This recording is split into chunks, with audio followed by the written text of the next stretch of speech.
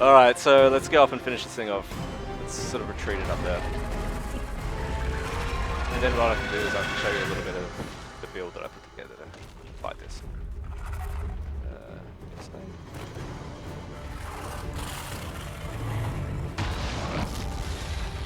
Cam, can you tell us a little bit about the depth between dragons? Is there one type of dragon, or are we seeing other types? There's a variety of dragons. So this is obviously a fire dragon, but it's a particular type. Again, has a particular look. Behaves in a certain way as well. Usually they'll have an element associated with them too. That's right, yeah. So there's 10 dragons in the game, I think, and you can find them in different areas. So you can find one in like a snow-capped mountain. It's most likely going to be more of a frost-orientated dragon, and will have a different look, different loot, different behavior in combat. In some cases, so and different sounds. Exactly. Yeah, they definitely sound different. Yeah, we went out on that. And we got a gameplay question here. Okay. Whether the red-head Inquisitor Conan takes fire damage from the sun. Yes, he takes epic level fire damage. Yeah, we added a sizzle to him. Never. Exactly. When I built this Conan character, because we went down to the Conan show, I was definitely trying to pick like a pale, pasty kind of guy, with the right sort of little eyes and stuff like that. So we love you, Conan. It's fine. Alright, so what do we get here? Some cool loot. So we got a cool belt, which improves the focus. So focus is that kind of like shared combat ability that builds up as your party performs in combat. Then you can use that to execute some of the more sort of game-changing kind of abilities. Grand Enchanter Staff, cold damage there. You can see it's already got some epic level staff grips and staff blades that have been slotted in, but still with an empty rune option there. Really cool 10 Constitution amulet. What else we got? A dragon gland, of course. Why not? Yummy. So you can hand. This is a research item, so you can hand this into your Inquisition. Has a research assistant, so you can hand that into. Find out some vulnerabilities. Exactly right. Yeah. So the next dragon fight can be just a tad easier.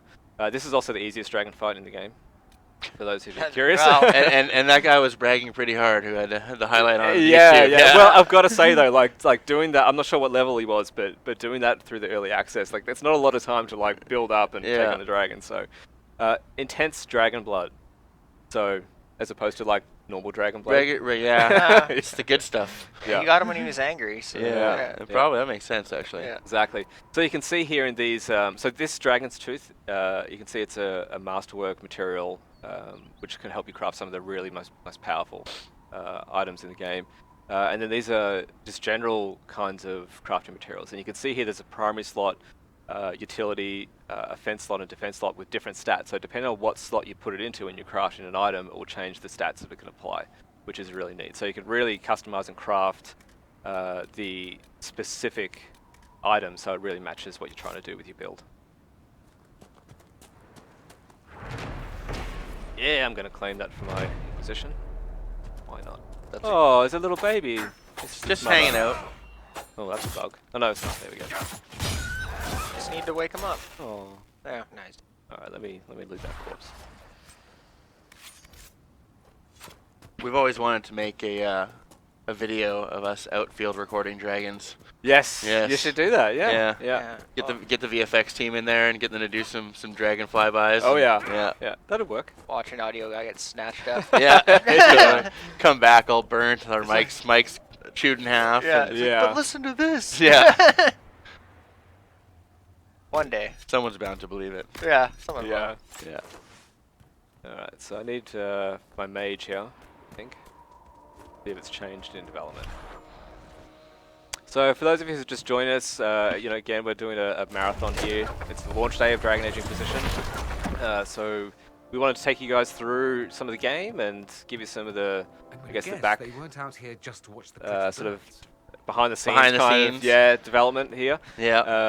The ones that are always hiding in the shadows. Exactly. The audio That's team. right. The audio team are with me now. So they dragged us out of our dark cave. Yeah. Yeah. They let us out. Yeah. And so, yeah, audio right now, so we've just been talking a little bit about what it takes to make the audio in the game and what sort of approaches they took to both the sound effects and also the music as well. We just killed a dragon, which is awesome fun.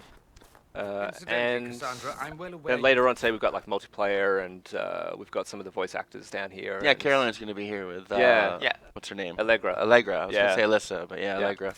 Allegra, that's a nice name. It is a nice name. Yeah. Yeah, she does a great job on Josephine, I think. Yeah, totally. So where should we go next? I don't know. I mean, we could go outside of the hinterlands. We could. Yeah, I'm not sure what you guys are wanting to show during this section, but... Well, I mean, I was supposed to just do hinterlands, but, you know, whatever. What's available right now? Emerald Graves. We'll jump over to Western Approach. Western Approach So is good, obviously, in a fantasy game like Magic's a big part of it. So tell us about kind of what you guys do for sound designing the mage's spells and making them sound as cool as they look.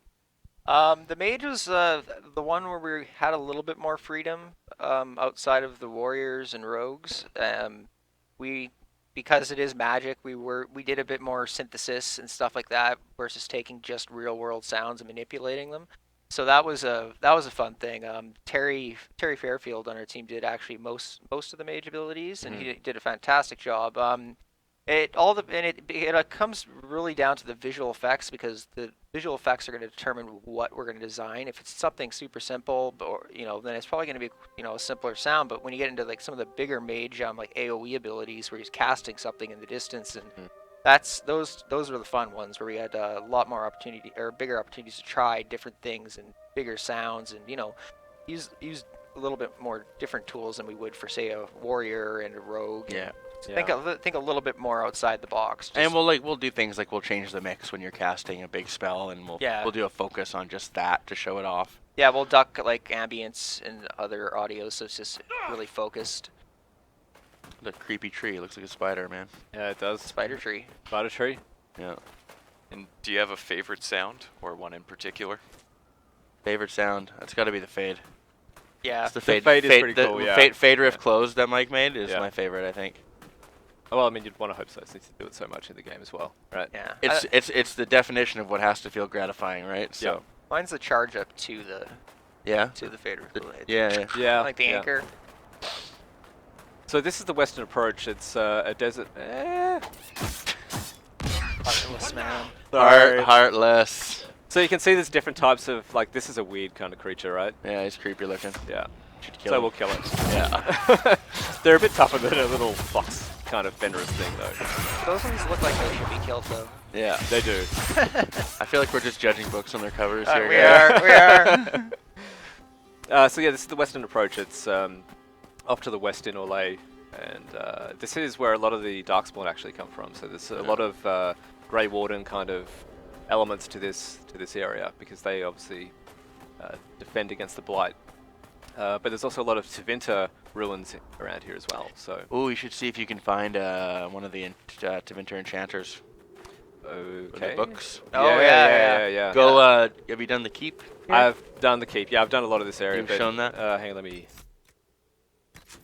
just travel to that keep, because I haven't gone through sort of up here. Okay. And I think there's some there. Yeah. People are wondering, on a scale of 1 to 8, how full of spiders is this game? Yeah. Full. I'd say above ground, probably a 1. As soon as you get into caves, like a 7 or 8. Yeah.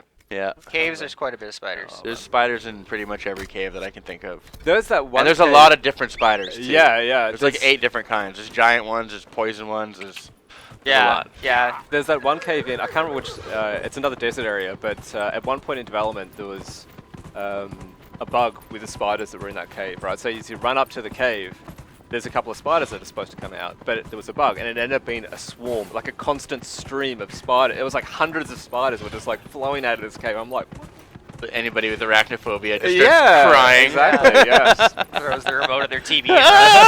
Yeah. That's actually that's one of the challenges we face, because like I was saying, we do the fully procedurally that includes footsteps, but then you get a creature like a spider with 8 legs, and all of a sudden it sounds like garbage, and you're like, you have to figure out different ways to handle it. But yeah, that was tricky. That was actually one of the last things I did on Wilderness Creatures was finish the spiders' movements. Yeah.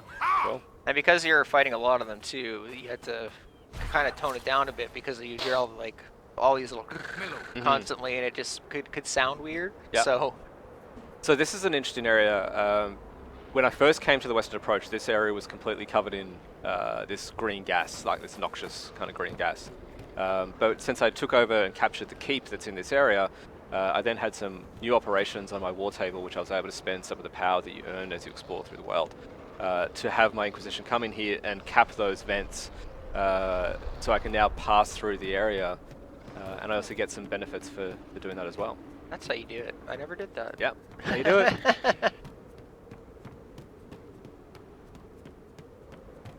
Snuggle up. Snuggle up. Snuggle up. Yeah. Alright. There's a little cave up here. I'm not sure what's in this, but I want to go check it out. It's crazy how much stuff I haven't seen in Right? this game. Exactly. Like, yeah. Like you'd think, like Mike and I mixed the games, Yeah. back to front to back. Yeah. It took us 10 days of 18-hour days straight to mix the game. Right. Just the levels. That was literally just almost just a straight minimal playthrough, plus some spot checking in areas, like all the different exploration areas. Yeah. But it's just crazy. I'm still blown away playing it now at how much stuff I'm finding that I had no idea was even there. Yeah. Yeah, it's pretty amazing. And you've been on this game since day one. You were the first guy. I wasn't in my 30s when I started making this game, and I'm 33 now. So Yeah. 10% of your life. Yeah. Rocking on. yeah, something like that. Yeah. It was a big commitment, but I could not be more proud of the work we did. Usually, I mean, I'll tell a little bit of a dev secret here. Usually, when we ship a game, we're kind of kicking ourselves. You know, we should have done this, we could have done that, we could have done this. I can truly say that when we finished this game, we sat down as an audio team, and we're like, we did absolutely everything we could to make it as good as we could.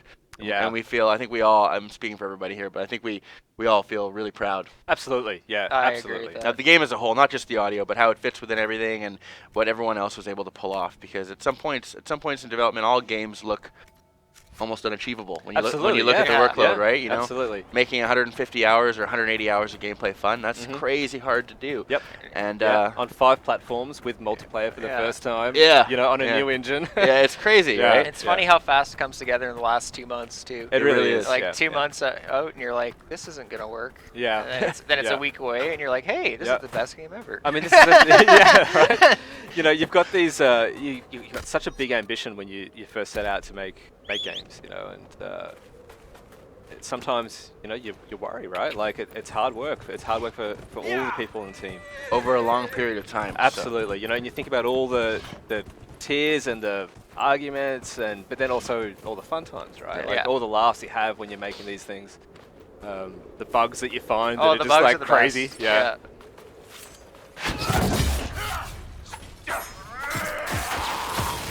So can you talk a little bit about kind of bringing that emotional aspect to the game through the sound and through the music? Yeah, definitely. The music plays the biggest role for sure in that. The linear sections of narrative in the game gave us the most opportunity to play with that when you're not just kind of exploring, and it was really just a matter of getting the right sort of description and point and direction across to Trevor's team, and sending them as much detail as we could and as much visuals as we could to really show them what we were trying to achieve from an art perspective or from a design or a writing perspective, so they could take that and pull out the emotional beats from it and kind of support them in a musical fashion. So like I said, they hit the nail on the head every time. Oh yeah. So, sure. but yeah, music plays the greatest role, and what Dave was saying earlier about making combat feel grounded and heavy and visceral and quick when you're a rogue and heavy when you're a warrior, and it really is just about working with the design teams from an early point, as early as possible, finding out what they're trying to achieve for whatever they're trying to do, depending on what team they are, and really just keeping that in mind the whole time and measuring your success against that. Whether or not you're doing that, and if you just keep doing that throughout the whole development cycle, the end result is that audio is supporting the narrative, whether it's the linear narrative sections or whether it's smashing somebody in the head with a two-handed hammer. Yeah, and try and help it, make it feel rewarding. With it like. I think a good example is probably, again, think about the E3 demo when we had that fight with Alexis.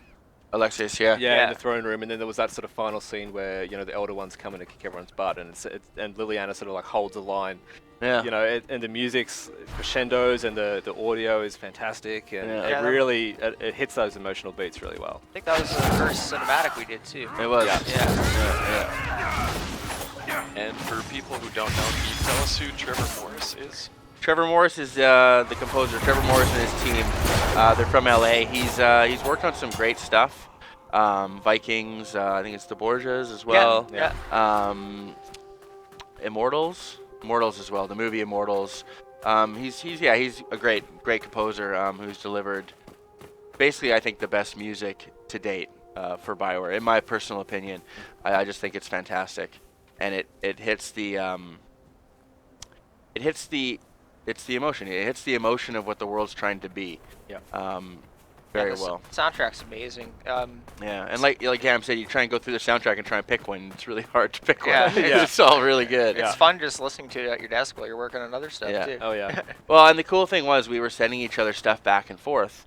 So as he would send us music, we would give that to artists who would then draw, pictures and art and assets, which would then be parts of the next plot he was composing. So it was like sort of a cyclical inspiration level where the more closely we worked together, the more both sides were driving each other's inspiration and creativity, which was really cool to see. There you go. That's my favorite sound. Yeah. The sound sets. The sound sets, they were fun. Yeah.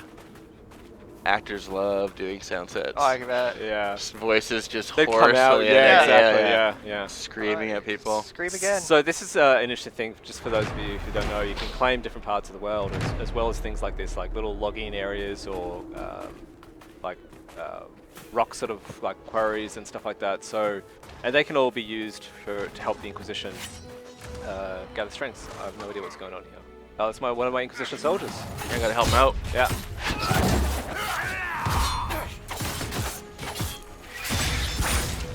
This ability here that I'm using as a dual dagger rogue, let me just pull it up here. It's the one I've got on the Y button. I'll bring up my character record and show you. And so, because this is the first game that we've made in Frostbite, did working in Frostbite have any kind of impact on how you guys had to work with sound? Just before you answer that, I just wanted to point out, Deathblow is really good if you're a rogue and fighting dragons because it does more damage the lower health the creature is, and because dragons have so much health, right? Like, once you get it down a little bit, then you can start using that a lot, and it's really helpful. Anyway, sorry to interrupt. Yeah, it was a... I could speak to that for an entire presentation. So basically, Frostbite was a shooter. As everyone's aware, when we got Frostbite from DICE, it was made to make Battlefield, straight up. So I was actually just going to mention that too, that one of the biggest challenges we face for sound in a role-playing game is player choice.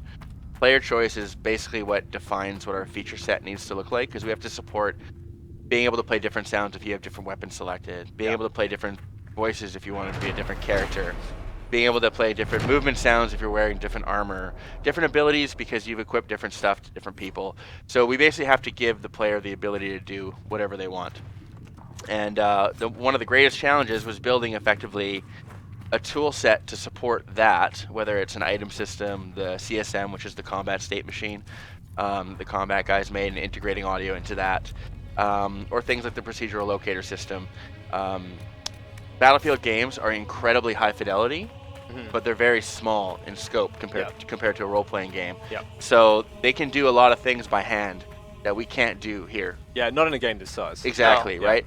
So a lot of the features we built were based on improving workflow and efficiency, and automating tasks that took too long and that had too many dependencies, for example. Yeah. But yeah, mostly it was around that, and obviously the biggest feature that we added, and that wasn't just us, that's the whole studio, was the voiceover system, the writing tools, the ability to have the conversation system as a whole. Like Absolutely. 5 different teams worked on that. Yeah. And that's kind of the Bioware signature, Yes. right? So Yes. we needed to put that into Frostbite to ship a game. So Yeah, it was necessary. necessary, definitely. Yeah, it's amazing how much work went into actually extending the Frostbite engine. And then, I mean, it's great because then, you know, all of the Bioware games going forward, it. we're all going to be sharing Yeah. Frostbite, and so they can share that tech. Well, to give you perspective, just the conversation tools, and this does not include audio, this does not include writing, this does not include a bunch of things. 8 man-years. Really? 8 man-years of work. There you go. To get them to shippable. Yeah. Like, it's insane. It really is. But they did a great job. They really did. They were under an immense amount of pressure to finish on time, and the VO system as a whole is just sort of, it's the skeleton that the game's built around, you know? Whether it's localization, audio, VO, cinematic design, conversations, writing, we all depend on it to do our job. So it really needs to be perfect for us to ship, basically. It does, yeah. Absolutely. That took, like you said, 8 man-years. Yeah, absolutely.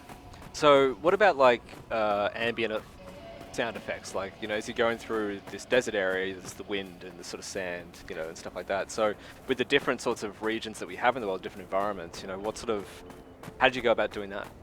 We draw boxes. We draw a lot of boxes. Draw boxes? We draw a lot of boxes. Okay. Yeah. Spend a day drawing boxes. Yeah. Okay. So we have things called spatial sound areas, and what they do is they play sound. They emit sound when you're outside of them. Yep. And when you're inside of them, they play back from the listener position, which is the microphone. Okay. And we basically just attach looping sounds to those. So we'll attach winds or room tones or whatever it happens to be in that area. And so as you're walking, you can imagine 2 boxes next to each other. The sound from one's following you. You start hearing the other box as you get near it, and then when you switch, they switch sides, and then the other one starts following you. So it's a nice way to create transitions between different areas. Cool. Yeah. I was saying earlier, like going from like a higher level cliff down into a valley. Just that's essentially like how that works. Yeah, and like if you stand next to these trees here, Yeah. you'll hear tree wind coming from when the wind blows through them. Yeah. But it's random too. So. Yeah.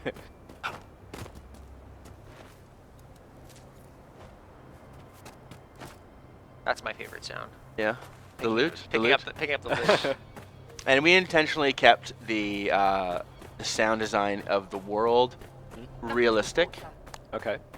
Because of all the surrealistic stuff going on in the game. You got the fade, you've got abilities, you got all this other crazy stuff happening. So it's nice to be grounded in the things you know. Yeah. So that the things you don't make sense. So it's not all kind of crazy. Unless you're, you know, in a certain level, then everything's kind of crazy. Yeah. Yeah. Now, jumping's a new feature in this Dragon Age. Was it hard to make jump sounds? The whole Foley system as a whole isn't hard to do one of. It's hard to do all of the variations of and get it working. So, for example, you have to be able to jump on sand and ice and rock and wood and snow, and so I think the difficulty comes in the complexity. Yeah, or you could be a Canary, you could be a dwarf, you could be a, you know. Yeah, so they have to sound different based on your sex, your race, the material type, and then whether or not you're sliding on it, walking on it, falling on it, jumping on it. So it's thousands of sounds. Yeah, it was quite a process getting that going. So yeah, Dorian here has used Blizzard on one Darkspawn. Although it's pretty tough, but still. Classic Dorian. Yeah, doesn't want to mess around. No, he's like, let's just get this done. Are there any of the Enchanter? I've been looking for them. I mean, they were I wandering played around through here. this. They were, but I played through this. Oh, you've already killed them? Quite heavily, so like this was originally had some They're really predatory, but I think since I've wiped those out, now the Darkspawn are starting to come through. Oh. Yeah, they're like reading from their books, right? Yeah, Their it's spells. badass. Yeah, It's really sweet. cool. Yeah. Yeah. That's like one of my favorite little nuggets. Yeah. And yeah, keep your ears and eyes open too, because a couple of us have put little audio Easter eggs. So if you're staring at a certain vista a certain way, you'll hear certain things. Really? Yeah. Yeah. Okay. They're there. I'm sure people will find them eventually. Yeah. You're not supposed to tell him that. No, you gotta Gotta give them. Gotta give him a hint. Gotta give them a little hint, and then they're pretty hard to find, man. Yeah. You can't see them, so they're really hard to find. Yeah. That's a good point. So are those your version of cheese? A little bit. Yeah. A little bit, yeah. Yeah, those of you who aren't aware, the Dragon Age team seems to really love cheese. They put little cheese wheels everywhere, and kind of cool. There could be sounds of cheese. Who knows? What is the sound of cheese? Yeah, you know what? These are the questions we have to ask ourselves now. These are the hard questions we ask early on. Yeah. How will cheese sound? Yeah. So this is the keep that I captured earlier.